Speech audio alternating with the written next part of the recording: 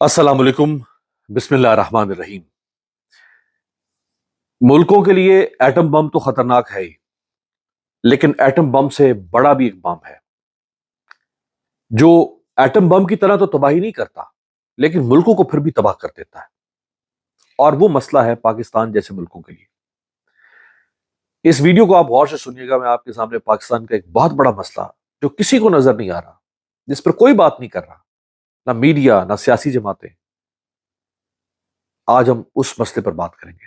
کسی بھی چیز کی ضرورت سے زیادہ کثرت سنگین مسائل پیدا کرتی ہے۔ مثال کے طور پر انسانی زندگی کے لیے پانی ضروری ہے، لیکن اگر ضرورت سے زیادہ بارش آ جائے تو اس سے کیا ہوتی ہے؟ تباہی اور بربادی۔ پاکستان آبادی کے لحاظ سے دنیا کا 5واں بڑا ملک بن چکا ہے۔ بہت سے ماہرین پاکستان میں تیزی سے بڑھتی ہوئی آبادی کو خطرے کی گھنٹی انہوں نے بجا دی ہے، ہمیں سنائی نہیں دے رہی۔ افسوس کہ ہمارے پالیسی ساز اس خطرے کو سمجھ ہی نہیں پا رہے ہیں۔ اس میں تیزی سے بڑھتی ہوئی آبادی تیسری دنیا کے ممالک کے لیے ایک بڑا چیلنج ہے اس وقت، کیونکہ جس رفتار سے آبادی بڑھتی ہے اس سے زیادہ رفتار سے مسائل بڑھتے ہیں۔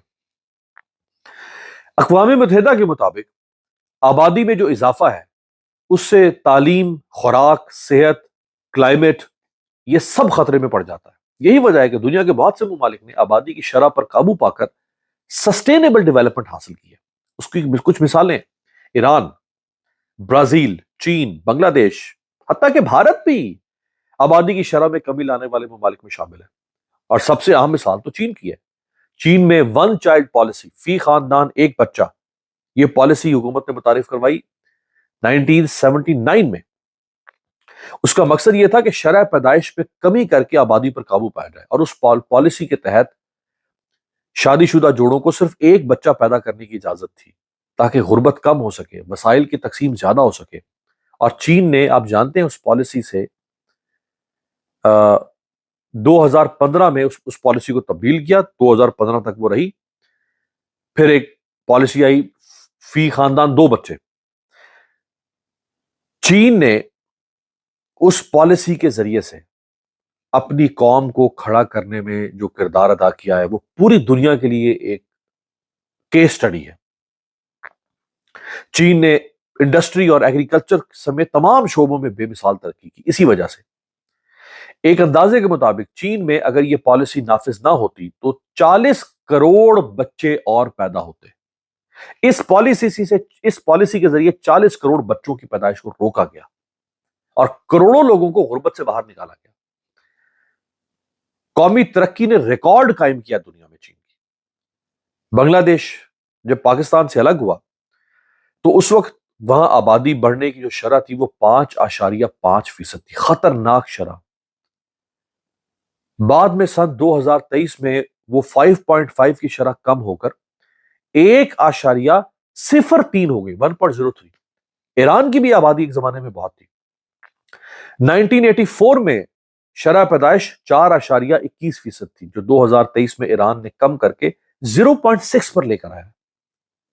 یونائٹڈ نیشنز کی ایک رپورٹ میں انکشاف ہوا ہے کہ پاکستان دنیا کے ان 8 ممالک میں شامل ہے جو 2050 تک دنیا میں بڑھنے والی جو کل آبادی ہے اس پہ 50% حصہ ماشاءاللہ ہم ڈال رہے ہوں گے۔ 60 کی دہائی کے بعد سے، 1960 کی دہائی کے بعد سے پوری دنیا میں آبادی میں اضافے کی شرح 1% سے کم ہو چکی ہے، لیکن پاکستان میں یہ شرح تقریباً 1.9 1.9% ہے۔ پاکستان کی آبادی اب تقریباً 25 کروڑ ہے۔ تو یہاں سوال یہ ہے کہ کیا پاکستان میں اتنی زیادہ آبادی کی ضروریات پوری کرنے کے لیے جو ریسورسز چاہیے، جو وسائل چاہیے، وہ ہیں یا نہیں؟ کیا مستقبل قریب میں ہم یہ وسائل پیدا کر سکتے ہیں یا نہیں؟ تو جواب ہے صفر۔ پاکستان میں 1.70 کروڑ نوجوان اس وقت بے روزگار ہیں، جن میں 70 لاکھ نوجوان مرد ہیں۔ اسی طرح ہر سال تقریباً 20 لاکھ نوجوان پاکستان کی جاب مارکیٹ میں نیا آ رہا ہے، ہر سال 20 لاکھ۔ کیا ریاست ان لاکھوں نوجوانوں کے لیے نوکریاں پیدا کر رہی ہے؟ ایک انسٹیٹیوٹ ہے، انسٹیٹیوٹ آف ڈیولپمنٹ اکنامکس، اس کی طرف سے ایک ریسرچ ہوئی ہے۔ اس ریسرچ میں انکشاف ہوا ہے کہ پاکستان میں جو گریجویٹس ہیں، گریجویٹ افراد جنہوں نے B A B S C کی ہوئی، ان میں بے روزگاری کی شرح 21% سے زیادہ ہے۔ کیا ریاست کے پاس تعلیم یافتہ یا غیر تعلیم یافتہ یا غذائی قلت کا شکار کمزور لوگ، ہنرمند لوگ، کیا کوئی منصوبہ ہے ان کے لیے؟ کوئی منصوبہ نہیں۔ ظاہر ہے ایسا نہیں ہے کیونکہ پاکستان میں آبادی اور وسائل کے درمیان کوئی بیلنس نہیں ہے۔ حالات یہ ہیں کہ ملک میں جو ہمارے نیچرل ریسورسز ہیں، جو منرل ریسورسز ہیں، وہ بھی کم ہو رہے ہیں، اور اس کی سب سے بڑی مثال پانی کی کمی ہے۔ ہماری گیس ختم ہو گئی ہے، اسی طرح تیل ہمارا ختم ہو رہا ہے۔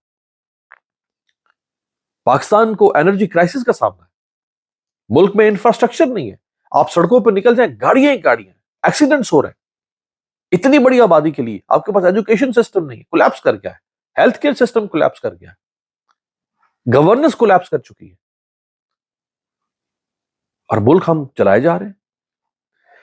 پاکستانیوں کی فی کس جو سالانہ آمدنی ہے وہ تقریباً $1500 ہے، جبکہ ایران میں فی کس سالانہ آمدنی اس وقت $4000 ہے، اور بنگلہ دیش میں $2400 ہے۔ لہذا مسائل میں کمی اور وسائل میں اضافے کے لیے پاکستان میں ساری حکومتوں کو اس ایشو پر بات کرنی پڑے گی۔